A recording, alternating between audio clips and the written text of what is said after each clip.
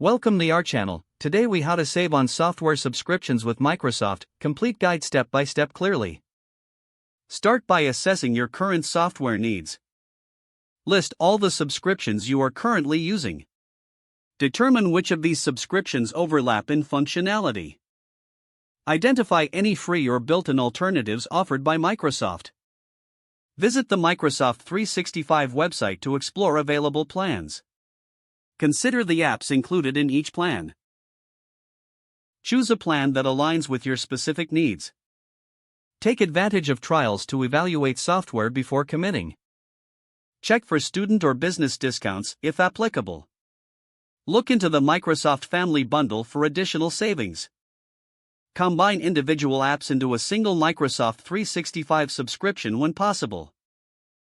Utilize cloud storage tools like OneDrive to minimize the need for extra space. Leverage Microsoft Teams for collaboration, reducing the need for third-party tools. Review your subscriptions every few months to ensure they still meet your needs. Stay informed about any updates or changes in Microsoft's subscription models. By following these steps, you can effectively save on software subscriptions with Microsoft.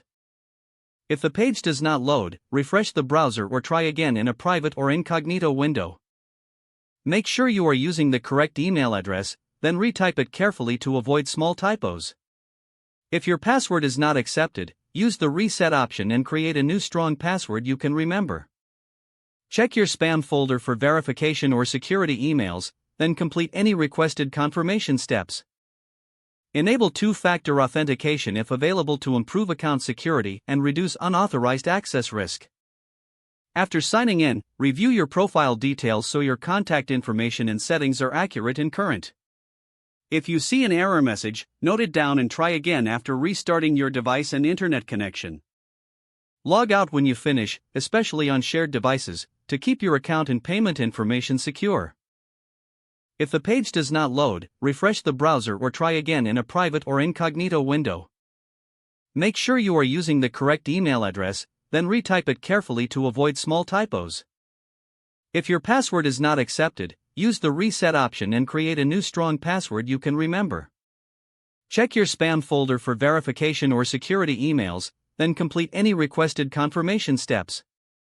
Don't forget to like this video and subscribe to our channel for more step-by-step tech guides.